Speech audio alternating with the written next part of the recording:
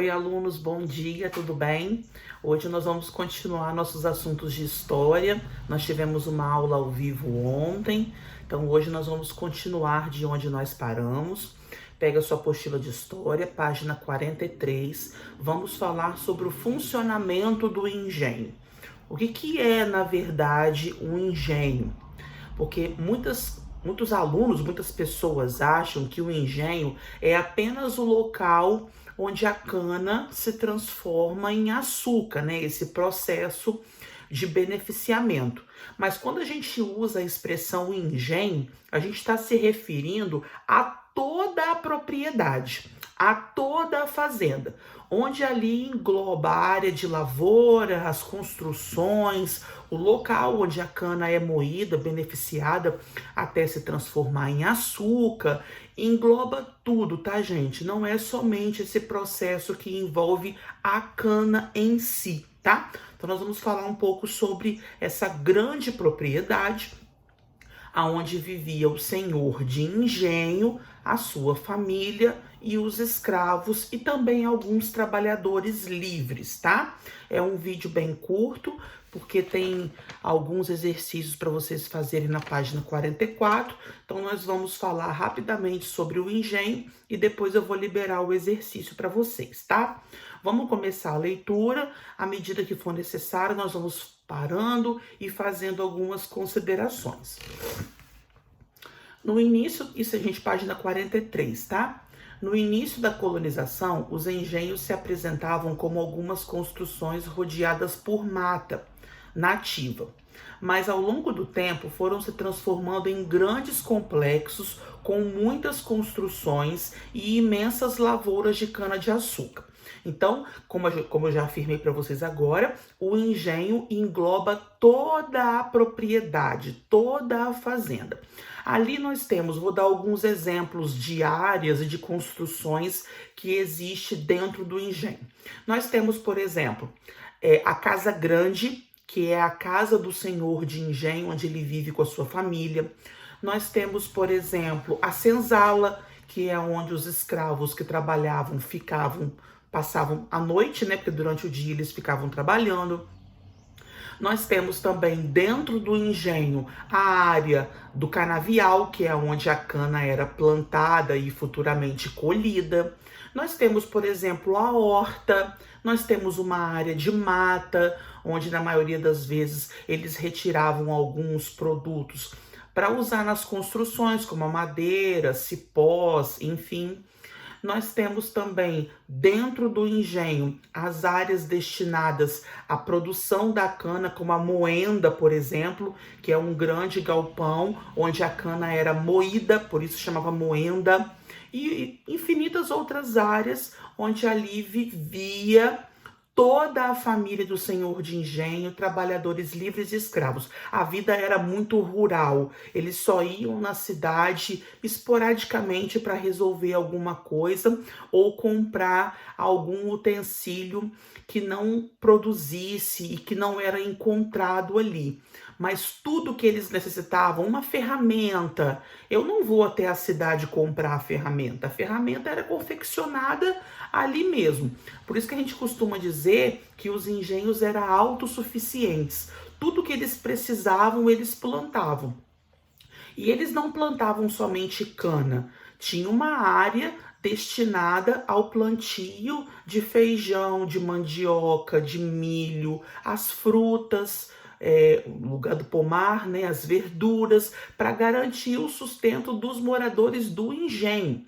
Se por acaso aquela localidade não se adaptasse ao plantio de determinado produto, era muito comum o engenho realizar troca com outro engenho, tá? Mas essa ideia que nós temos hoje de ir até a cidade comprar, de ir até o mercado, isso praticamente não acontecia, tá? Vamos para o parágrafo de baixo.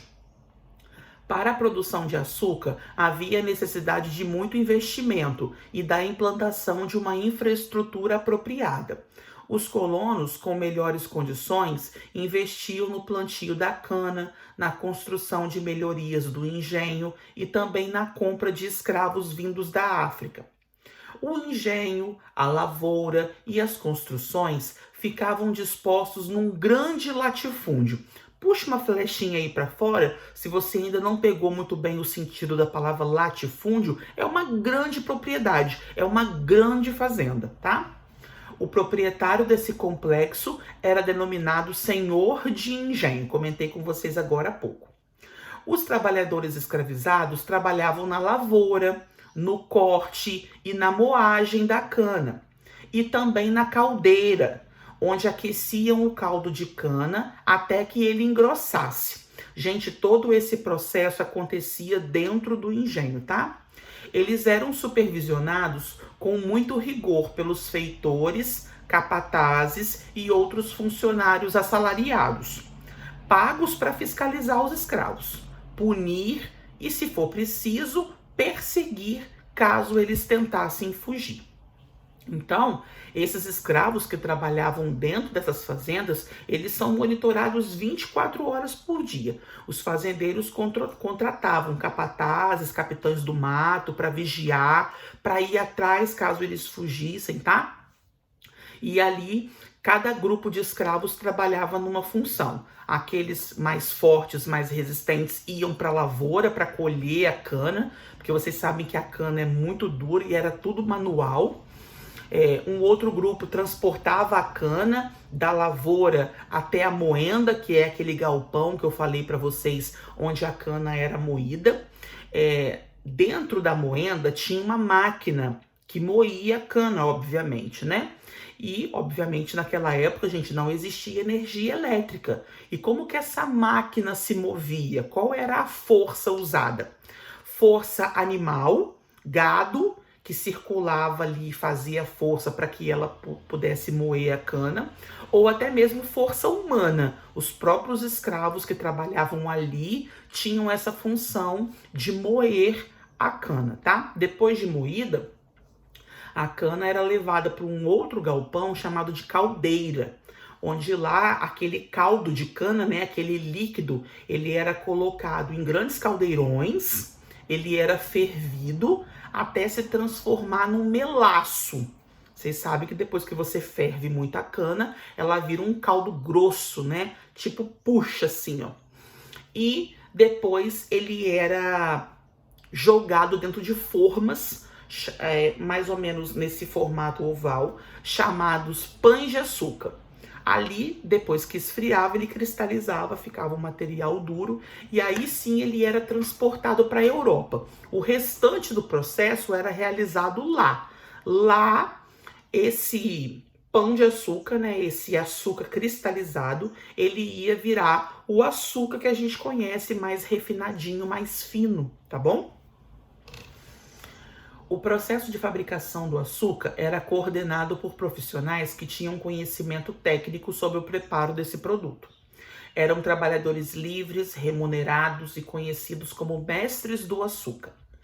Além das grandes plantações de açúcar, o engenho ainda tinha a horta, currais para o abastecimento dos víveres necessários à subsistência do senhor de engenho e de sua família e de todos os outros trabalhadores.